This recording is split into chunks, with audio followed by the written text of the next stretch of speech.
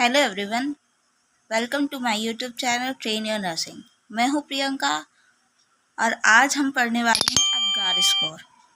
Friends, ये आपको BSc nursing third year की पीडियाट्रिक के चैप्टर में आपको ये टॉपिक मिलेगा, अपगार स्कोर, है ना, जो कि बहुत ज़्यादा इम्पॉर्टेंट है।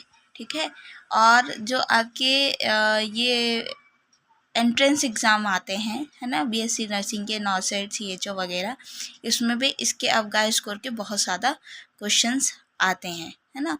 तो ये अपगार स्कोर क्या है ना, ये हम पढ़ लेते हैं। ठीक है, ये ग्रोथ एंड डेवलपमेंट के आगे आपको ये अपगार स्कोर मिलेगा। ठीक है, पिछले वीडियो में मैंने बहुत सारी चीज़ें आपको बताई हैं चाइल्ड हेल्थ नर्सिंग में। अब नेक्स्ट टॉपिक है ये अपगार स्कोर। तो वीडियो को बहुत ज़्यादा लंबा नहीं करते हैं, समझते हैं कि अपगार स्कोर है क्या। फ्रेंड्स, अपगार स्कोर देखा जाए, जिसने भी ये टॉपिक नहीं पढ़ा है उसके लिए टॉपिक बहुत ज़्यादा टफ है, उसको समझ में नहीं आएगा कि ये एक्चुअल में ये अपगार स्कोर है क्या। बट मैं बता दूँ, ये बहुत ही ज़्यादा सिंपल चीज़ है, इसमें कुछ भी नहीं है। जब बच्चे पैदा होते हैं तो बच्चों की जो भी कंडीशन होती है उसको एक सिस्टमैटिक रेटिंग वे में लिखना ही उसको हम क्या बोलते हैं, अपगार स्कोर बोलते हैं। जैसे कि अपगार, है ना, APGAR। ठीक है, बच्चे का स्किन कलर, बच्चे का पल्स, बच्चे का रिफ्लेक्शंस, बच्चे की एक्टिविटी और बच्चे का रेस्पिरेटरी एफर्ट, है ना। बच्चा कैसा बिहेव कर रहा है, बच्चा कैसा है, बच्चे की पल्स कैसी है, बच्चे के पेरेंट्स कैसी है, बच्चे की रिफ्लेक्शंस कैसी है, बच्चा कैसे रो रहा है, उसके आधार पे हम उसको मार्क्स देते हैं। 10 स्कोर में ये मार्क्स होता है ना। तो क्या होता है कि हमें ये रेटिंग देनी होती है नर्सिंग फील्ड में, ताकि हम पता कर सके कि बच्चा कैसा है। ये एक डॉक्यूमेंटेशन बेस्ड अपगार स्कोर है ना। अब इसके अंदर की, है ना, थोड़ी डिटेल पढ़ लेते हैं। First time it was described by doctor Virginia Apgar, है ना। अपगार स्कोर नाम इसका क्यों पड़ा, क्योंकि इसने किसने डिस्क्राइब किया था first time, doctor Virginia Apgar ने इन 1953। It is a useful quantitative assessment of neonatal condition at birth. ठीक है, ये एक यूजफुल असेसमेंट है नियोनेट्स का, जो कि कंडीशन बताती है बच्चे के बर्थ में, है ना।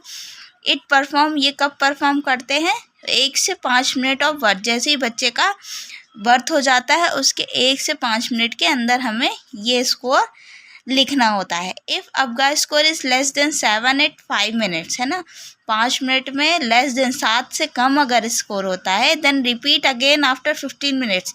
हमें फिर से 15 मिनट बाद फिर से ये चीज़ क्या करनी है, रिपीट करनी है।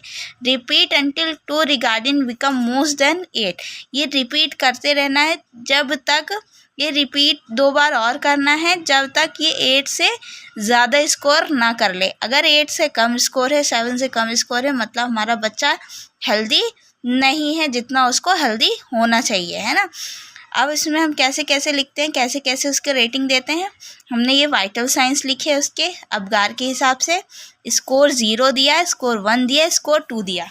ठीक है, तो ब्लू और येलो अगर कलर है तो हमें पेशेंट को अपीयरेंस में अगर ब्लू और येलो कलर है तो हमें स्कोर 0 देना है। Body normal pink and extremely blue है, हल्की सी ब्लू है, बॉडी पूरी पिंक है तो हमें स्कोर 1 देना है।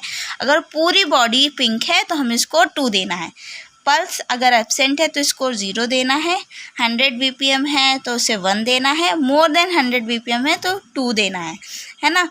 रिफ्लेक्स कैसे, नो रिस्पॉन्स, कोई रिस्पॉन्स नहीं है तो 0 देना है। मिनिमम रिस्पॉन्स है थोड़ा बहुत, है ना, मारने पे, तो इसको 1 देना है। गुड रिस्पॉन्स बाय क्राइंग, मतलब मारने पे अगर बच्चा रो रहा है तो उसे 2 देना है। एक्टिविटी फ्लैश लिम्फ, है ना, वो मुंह हिला रहा है, इधर उधर हाथ पैर हिला रहा है, उस मतलब उसको 0 दे। अगर नहीं हिला रहा है तो उसको 0 देना है। थोड़ी बहुत रिफ्लेक्शन है तो 1 देना है। अगर अच्छी रिफ्लेक्शन है तो 2 देना है। रेस्पिरेटरी एफर्ट्स में एब्सेंट, अगर एब्सेंट है रेस्पिरेटरी तो 0 देना है। स्लोअर इरेगुलर ब्रीथिंग है, वीक क्राइंग है तो 1 देना है, और अगर अच्छी क्राइंग है तो गुड देना है। इस आधार पे हम अपगार स्कोर का नियोनेट्स में रेटिंग देते हैं, है ना। टोटल स्कोर इसका कितना होता है 10, है ना। 0 to 2 score, 8 to 10 is good to excellent, score 5 to 7 fair, है ना। इमीडिएट ओरोफेरेंजियल और नेसोफेरेंजियल सक्शन, है ना, ये सब देना है अगर 5 to 7 है। Score less than 4 poor condition, give positive pressure ventilation 30 second and again recess.